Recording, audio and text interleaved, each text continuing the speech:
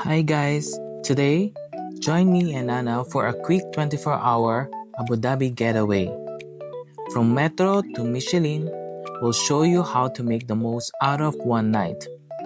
Bago sumakay ng bus, tara, scroll muna tayo sa ibang Batuta Mall.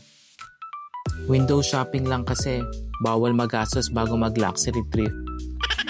After a few lakad-lakad sa mall, we took the bus going straight to Abu Dhabi. Smooth ride, chill lang, para ka lang nagpi-field trip vibes. Our stay? Syempre, Conrad Abu Dhabi. Pagdating namin sa hotel, grabe. The staff were super welcoming. Check out this massive lobby. Parang airport lounge na pwede mong tirhan forever. Char lang, wala palang forever. Nakakamiss din talaga ang magtrabaho sa hotel, no? Ayun nga, check-in lang sandali, then sakay agad ng panoramic lift papuntang room.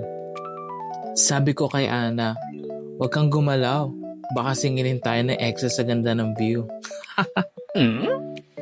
Oh, diba? Panteresere entrance lang. Sa mga oras na yan, excited na kami ni Ana makita ang room. Ready na ba ang lahat? Sabi nyo, ready? Tara! Sana may complimentary chocolates at fruits. Room reveal? Simple, pero elegant.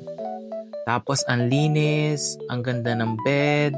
Lagay lang muna namin ang gamit namin. Konting freshen up kasi next stop is Louvre. Buti na lang may baggage service. Kasi kung lalakarin namin ito, baka by the time makarating kami, mukha na kaming exhibit sa museum. Did you know, this is the first universal museum in the Arab world, opening doors to cultures worldwide. The architecture alone is breathtaking. Grabe, look at this. Pagpasok pa lang, para kang nasa ibang dimension. Did you know, yung dome na to is made up of almost 8,000 unique metal stars na nagpi-filter ng sunlight. Kaya yan parang golden rain effect. Hindi mo na kailangan ng filter sa IG dito. Automatic cinematic na siya. Strolling around the galleries, artworks from all over the world, from ancient civilizations hanggang modern art, lahat nandito. And of course, may retail boutique din. Pero ingat lang baka isang bookmark lang, presyong pang bed space na. Did you know, hindi by country or timeline ang setup dito, kundi by team. Kaya magkakatabi ang Europe, Asia, Africa, parang cultural buffet lang. At alam mo ba, kahit souvenirs dito, curated din. Parang artworks na pwede mong iuwi. Pero check out muna ang wallet bago tumingin Tapos eto, this statue caught my eye. May sariling spotlight siya, bes. And of course, I can't miss the sunset under the iconic dome. Ang ganda talaga.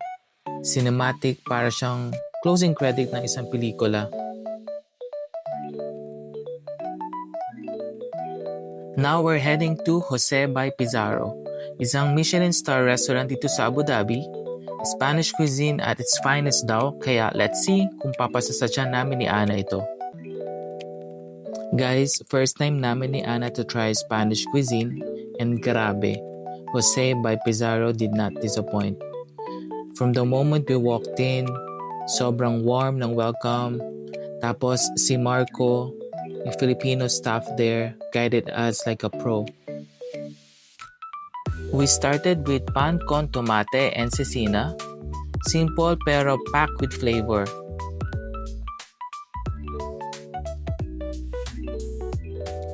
Siyempre, hindi pwedeng mawala yung patatas bravas, crispy layered potatoes na crunchier than anywhere else we've tried.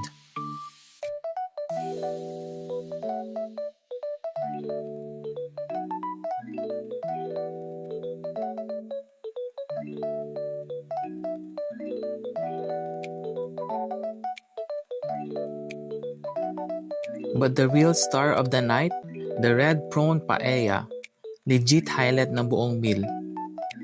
Overall, the service, the food, and the vibe, all Michelin star quality talaga.